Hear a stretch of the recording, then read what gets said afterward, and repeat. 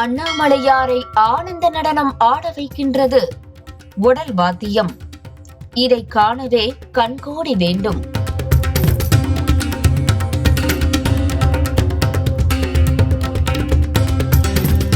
உலகத்திலேயே வேறு எங்கும் இல்லாத வகையில திருவண்ணாமலை அண்ணாமலையார் ஆலயத்துலதான் உடல் வாத்திய கலைஞர்கள் திருவிழா காலங்கள்ல அண்ணாமலையார் மாட வீதிகள்ல பவனி வரும்போது தோல் கருவியான உடல் வாத்தியமும் தாளமும் வாசிப்பது ரொம்ப பிரசித்தி பெற்றதா இருக்கு.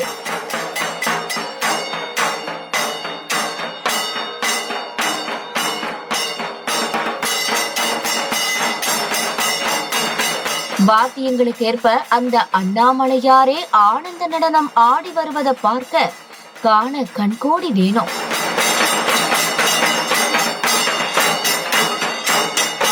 உற்சவ மூர்த்தியான அண்ணாமலையார் யுதஸ்தானத்தில் இருந்து கிளம்பும் போதும் தீப ஆராதனையின் போதும் அண்ணாமலையார் ஆலயத்திலிருந்து வெளியே வரும்போதும் வாகனத்தில் ஏற்றும் போதும் வாகனத்தில் செல்லும் போதும் கிட்டத்தட்ட 13 வகையான விதவிதமான வாத்தியங்களை இசைக்கிறாங்க இந்த உடல் வாத்திய கலைஞர்கள்.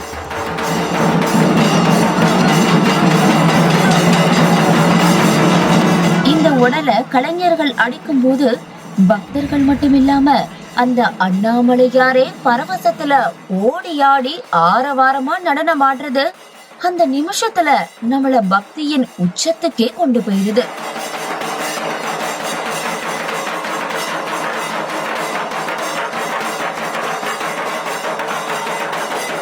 திருவண்ணாமலை அண்ணாமலையார் கோவில்ல உடல் மிராசுன்னு சொல்லுற சீன தலைமையில தான் 20க்கும் அதிகமான இசைக்கலைஞர்கள் இந்த உடல் வாத்திய கருவிகளை இசைக்கிறாங்க.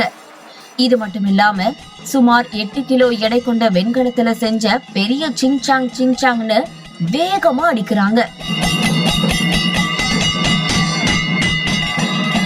நம்ம மனசுல புனிதமான உணர்வுகளை தூண்டி சிவ சிந்தனையில நம்மள ஆழ்த்துற இந்த இசைக்கருவிகள் இசைக்கப்படும் போது பட்டுகள் எதுவுமே பாடுறதில்ல.